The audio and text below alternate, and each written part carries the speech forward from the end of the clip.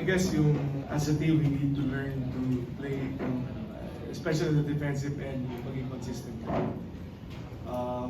There were parts sa game kanina na I believe yung defense natin was giving in sa mga plays ng kabila, and which tumaas naman na yung intensity namin in the third quarter, especially in the fourth. But again, we cannot play in Spurs. What can you say na ito, nabawian kayo ng Lasal sa pagkatalo nila sa first round? Siguro kailangan namin panoorin yung game, and marami kami matutunan sa game na to na dadalhin namin sa season, and hopefully matuto kami sa mga pagkakamali namin. Okay, the floor is open for questions. For the record lang po, ano po yung iniinda po ni Malik at kailan lang po siya babalik? Si Malik injured his wrist nung game namin kay Centineo, I think after a fall. But hopefully by Wednesday makabalik na siya. So we're just gonna take it kumbaga by the isa. Coach, how much of an impact po yung pagkawala ni Malik? Tapos yun, wala pa rin si JD sa laro nyo kanina.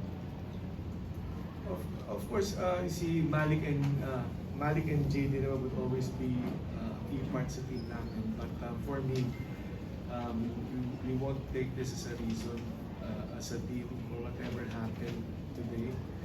We're gonna take responsibility because we had chances a while ago na pag naglaro lang kami ng tama. And before we started the game, napag-usapan namin na it should not be a reason for us.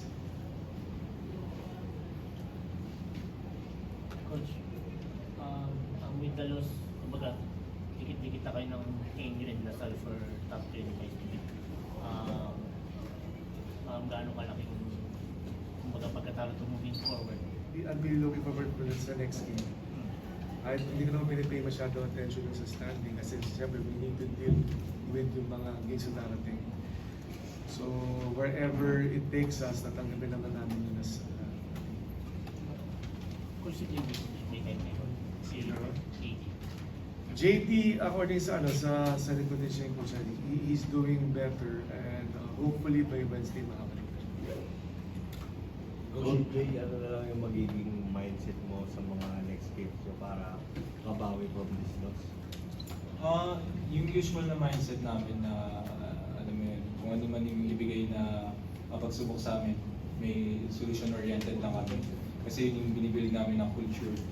So hopefully next game mas mabigay namin yung kailangan namin para makuha yung panalo.